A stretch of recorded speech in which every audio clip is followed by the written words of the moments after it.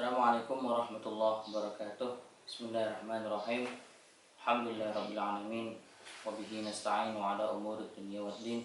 Wassalatu wassalamu ala sayyidil anbiya'i wal mursalin wa ala alihi wa ashabihi ajma'in. Amma ba'du. Bismillahirrahmanirrahim. Kembali lagi bersama saya Pak Sufyan. Dalam pembahasan kali ini kita akan membahas tentang yaitu sejarah Nabi, yang mana pelajaran tersebut adalah pelajaran yang kita pelajari di mata pelajaran tarikh ya anak-anak. Jadi sebelum kalian melihat video ini, kalian usahakan harus mempersiapkan buku ini. Jadi kalian melihat video ini sambil membawa buku ini. Jadi kalian bisa belajar di rumah tanpa Zoom, hanya dengan melihat video ini. Nah, oke. Kita akan mulai pada bab 19 ya. Nah, jadi kemarin ujian pertengahan semester, ujian penilaian tengah semester yang kalian lakukan kemarin itu materinya yaitu bab 12 sampai bab 18. Nah, sekarang ini kita akan mempelajari bab 19 sampai bab 22. Nah, jadi nanti ujiannya yaitu kalian pelajari bab 12 yang kemarin mulai pembelajaran itu bab 12 sampai bab 22. Nah, itu anak. Jadi kisi-kisinya itu. Nah, sekarang kita akan belajar tentang bab 19 yaitu kedatangan orang-orang Quraisy yang kedua kali kepada Abu Thalib. Nah, ini anak-anak.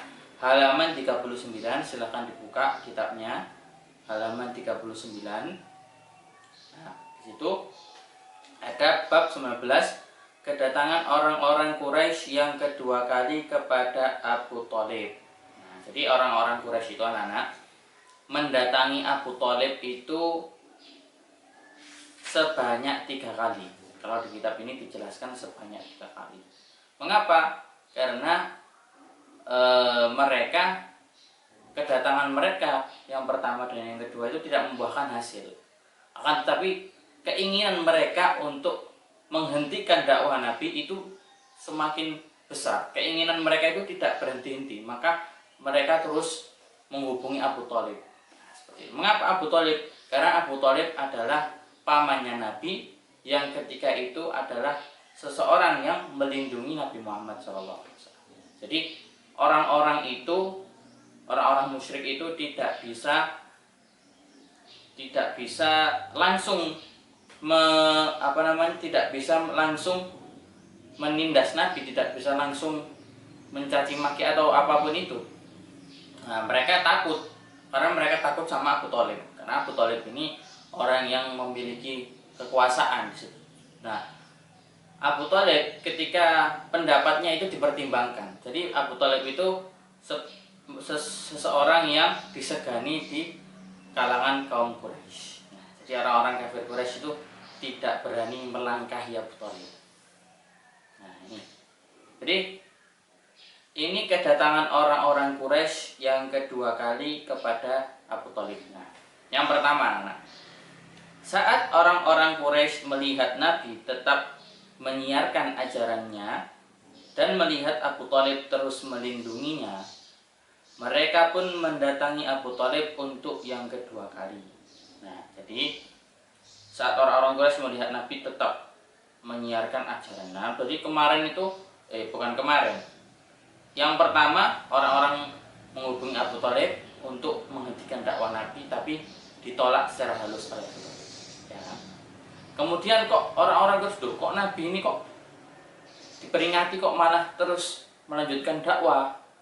Nah, maka orang-orang Quraisy itu mendatangi Abu Thalib lagi. Ini kedatangan yang kedua kali.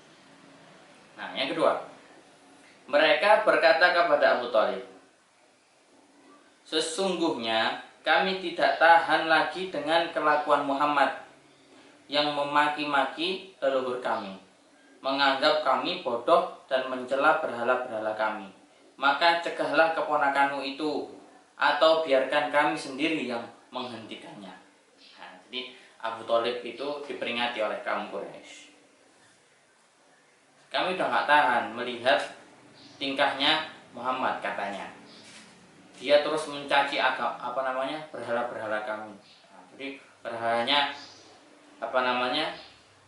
dicaci, mereka itu nggak terima, karena kan berhala kan najis kan, berhala kan itu sesuatu yang hina. Jadi dia hanya batu tapi disembah, maka wajar dong kalau dicela-cela. Nah, untuk mengokohkan akidah agar kita tetap beribadah pada Allah, agar Tuhan yang hak yaitu Allah Subhanahu Wa Taala. Maka mereka nggak tahan berhalanya dicaci maki dan leluhurnya dicaci maki. Nah, karena sesat, mereka itu sesat, orang-orang kafir Quraisy. Nah, jadi mereka nggak tahan, kemudian menawarkan kepada Abu Thalib. Yang ketiga, kemudian Abu Thalib memanggil Nabi. Dia meminta beliau agar mau menghentikan dakwahnya karena khawatir akan ancaman dari orang-orang Quraisy. Jadi setelah orang-orang Quraisy itu menghubungi Abu Thalib, maka Abu Thalib memanggil Nabi. Dipanggillah Nabi untuk diperingatkan lagi agar apa? Agar nanti ditakutkan suatu saat, biar kalau ada ancaman apa-apa biar tidak membahayakan Nabi, seperti itu. Takutnya kan membahayakan Nabi. Akan tetapi beliau menolaknya. Jadi Nabi itu menolaknya dan tetap memilih dakwahnya disebarkan karena itu yang benar. Nah, seperti itu. Nah, kemudian nomor 4, Nabi berkata, demi Allah, aku tidak akan meninggalkan perintah dakwah ini hingga Allah memperlihatkan kebenarannya atau hingga aku binasa karenanya. Nah, jadi Nabi Muhammad berjanji tidak akan meninggalkan dakwah, tidak akan meninggalkan syiar agamanya sampai Allah membuktikan kekuasaannya sehingga mereka beriman atau aku yang binasa. Nika ancene Gusti Allah duduno mukjizate nang wong. Nika ancene Allah menunjukkan kekuasaannya atau sampai aku mati, tak peduli. Jadi Nabi tetap kekeh menyebarkan agama Islam. Meskipun ancaman-ancaman itu datang, tapi Nabi tetap menyebarkan agama Islam. Jadi seperti itu. Nah, Abu Thalib memanggil Nabi untuk memperingatkan, akan tetapi Nabi menolak. Nomor 5. Kemudian Abu Thalib berkata, berdakwahlah dan katakan apa saja yang engkau suka. Demi Allah, aku tidak akan menyerahkanmu kepada mereka. Jadi, ketika Abu Thalib tahu kalau bahwa Nabi Muhammad itu menolak, maka Abu Thalib juga mendukung. Ya sudah, berdakwahlah kamu sesukamu. Maka aku tidak akan menyerahkanmu kepada mereka. Jadi Abu Thalib tidak akan, meskipun Nabi tetap berdakwah setelah itu, Abu Thalib tetap akan melindungi Nabi. Itu kata Abu Thalib. Jadi Abu Thalib tetap melindungi Nabi meskipun Nabi melanjutkan dakwah. Meskipun ancaman-ancaman itu datang, Abu Thalib tetap melindungi Nabi. Karena Nabi itu keponakannya Abu Thalib. Jadi Abu Thalib itu merawat Nabi sejak kecil, setelah ibunya Nabi meninggal. Nah, sekarang kita kembali ke halaman 40 ya. Nah, di situ ada nomor 9 di footnote yang paling bawah itu anak-anak. Nah, footnote-nya itu menuju ke arah 4 itu. Ke arah nomor 4. Nah, demi Allah, wahai pamanku, bila mereka meletakkan matahari di tangan kananku dan bulan di tangan kiriku dengan syarat aku mau meninggalkan dakwahku ini, maka aku tidak akan meninggalkan perintah dakwah ini hingga Allah memperlihatkan kebenarannya atau hingga aku binasa karenanya. Nah, itu.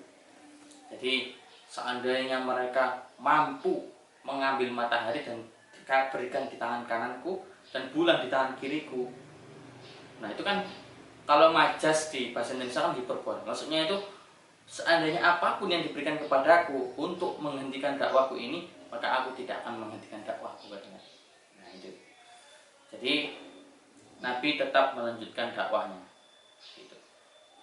Nah, pertanyaannya halaman 40. Mengapa orang-orang Quraisy mendatangi Abu Thalib untuk yang kedua kalinya? Nah, itu anak-anak pertanyaannya.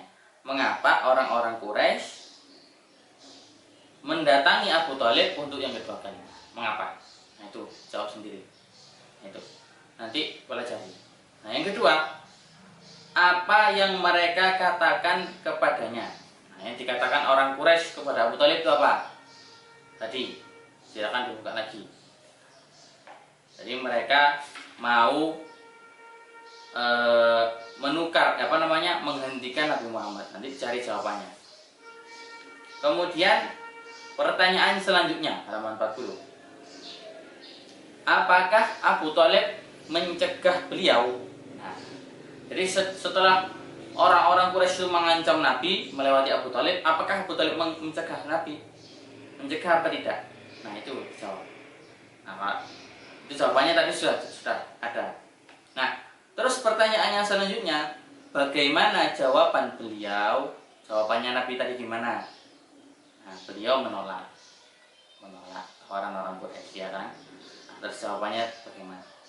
Dan apa jawaban Abu Thalib? Nah, setelah Nabi menolak dan menyampaikan Abu Thalib, nah demi Allah aku tidak akan meninggalkan perintah Allah, kata Nabi. Maka Abu Thalib jawabannya apa? Nah, Abu Thalib tadi akhirnya tetap membiarkan Nabi Muhammad untuk melanjutkan dakwahnya. Nah, seperti itu. Kemudian ringkasan halaman 41. Kaum Quraisy mendatangi paman Nabi Abu Thalib, yaitu paman Nabi. Kaum Quraisy mendatangi paman Nabi untuk yang kedua kalinya, dan memintanya agar melarang Nabi mencaci maki berhala-berhala mereka. Tetapi mereka tak kuasa mencegah Nabi, dan beliau pun Nabi terus melanjutkan dakwahnya. Nah, itu kesimpulannya, yaitu Nabi tetap melanjutkan dakwahnya meskipun kaum Quraisy mendatangi Abu Thalib lagi. Kemudian selanjutnya yaitu bab 20 yaitu halaman 41 bab 20, kedatangan orang-orang Quraisy yang ketiga kalinya kepada Abu Thalib. Nah, jadi orang Quraisy itu mendatangi Abu Thalib itu sebanyak 3 kali, anak-anak. Jadi nggak cukup tadi sekali datang ke Abu Thalib, tapi Abu Thalib menolak halus-halus yang pertama. Yang kedua orang Quraisy juga tidak mendapatkan apa-apa. Nah, ini orang Quraisy karena saking bencinya pada Nabi, karena mereka saking inginnya menghentikan dakwah Nabi, maka orang Quraisy itu terus berusaha. Nah, ini yang sampai orang Quraisy mendatangi Abu Thalib sampai 3 kali. Nah, yang pertama, ketika orang-orang Quraisy melihat Abu Thalib tetap tidak mau mencegah keponakannya, maka mereka mendatanginya lagi bersama Umarah bin Walid. Nah, jadi orang-orang Quraisy ini datang ke sana itu sama Umarah bin Al-Walid. Nah, yang nomor 2, mereka berkata kepada Abu Thalib, ambillah anak muda ini sebagai anakmu dan serahkan keponakanmu kepada kami untuk kami bunuh. Nah, jadi mereka itu mencari pemuda terbaik di golongan mereka. Jadi orang-orang Quraisy itu, wis gini aja, kita mendatangi Abu Thalib untuk menukar Muhammad. Jadi Muhammad ini kan, Nabi Muhammad itu kan memang seorang yang sangat berharga. Bahkan dia itu dihormati sebelum dia menjadi nabi, dia sudah memiliki gelar Al-Amin. Dia tidak pernah berbohong. Nah, jadi Nabi Muhammad ini merupakan apa ya? Orang yang sangat mulia. Nah, maka di situ orang-orang mencari seseorang yang mungkin gagah, tampan dan sebandinglah dengan Nabi untuk ditukar ditukar dengan Nabi. Nah, nabinya dibawa pulang untuk dibunuh. Nah, seperti itu. Karepe koyo ngono. Nah, jadi maunya mereka seperti itu. Nah, akan tetapi yang nomor 3, halaman 42. Abu Thalib menjawab, "Hina sekali permintaan kalian. Pantaskah bila engkau memberikan anakmu padaku untuk kurawat, sedangkan aku memberikan anakku padamu untuk kau bunuh?" Nah, jadi Nabi Muhammad mau diminta untuk dibunuh. Yang tadi Al-Walid siapa? Umarah bin Walid diminta dikasihkan untuk dirawat. Nah, Nabi dibawa pulang untuk dibunuh. Nah, kan nggak fair. Bahkan ditukarkan saja meskipun nggak dibunuh itu sudah nggak sebanding sama sekali. Nah, seperti itu. Nah, itu kan mungkin cara mereka untuk menghentikan dakwah Nabi, dilakukan berbagai cara. Ini salah satunya. Yang nomor 4, maka mereka pun pulang dengan tangan hampa, sedangkan Nabi terus menyebarkan agama Islam dan pamannya tetap melindunginya. Jadi mereka pulang dengan tangan kosong, nggak punya nggak bawa hasil apa-apa, dan Nabi tetap melanjutkan dakwahnya. Nah, itu. Jadi pertanyaannya, untuk apakah orang-orang Quraisy mendatangi Abu Thalib untuk yang ketiga kalinya? Ayo, untuk apa? Jadi orang-orang Quraisy mendatangi 1, 2, 3. Lah yang ketiga kali untuk apa mereka?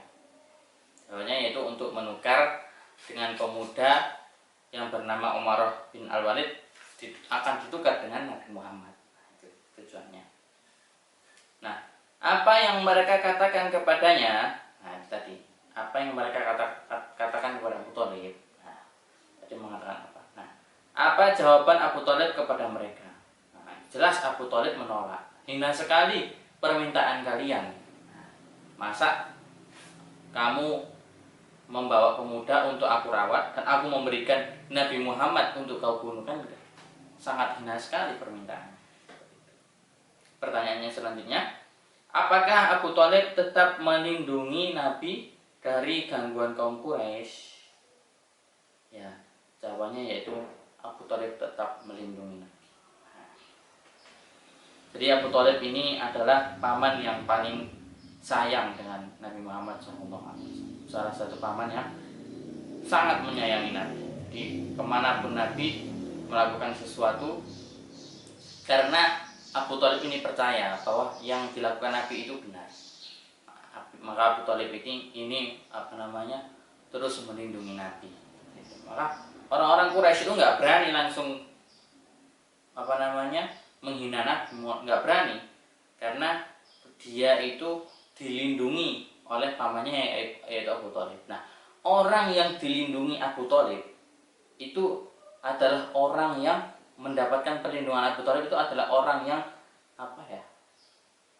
termasuk orang yang seakan-akan itu ditakuti oleh orang lain. Ditakuti dalam hal apa? Ditakuti karena ketika kita berbuat sesuatu kepada orang tersebut yang dilindungi Abu Thalib, berbuat sesuatu yang buruk, maka kita akan kena imbasnya. Nah, itu. Maka Abu Thalib ini orang yang sangat terpandang. Jadi orang-orang itu nggak berani, sungkan. Nah, selanjutnya yaitu bab 21. Nah, halaman 42. Gangguan kaum Quraisy kepada Nabi. Nah, jadi orang-orang Quraisy itu mendatangi Abu Thalib selama 3 kali, nggak ada hasil, maka kaum Quraisy mengganggu Nabi. Di sini Nabi ini mendapatkan gangguan oleh kaum Quraisy. Nah, nomor pertama, halaman 42 ya anak-anak. Setelah melihat terus berlangsungnya dakwah Nabi dan pembelaan paman beliau, orang-orang Quraisy mulai mengganggu dan mengolok-olok Nabi. Nah, terutama sekali saat beliau berangkat akan melaksanakan sholat. Nah, jadi ketika setelah melihat terus berlangsungnya dakwah Nabi, jadi Nabi kok langsung Nabi kok terus dakwah ini kok nggak berhenti dakwahnya, kok malah diterusno dakwahnya, maka orang Quraisy wis gak usah kesuwen langsung diganggu. Nah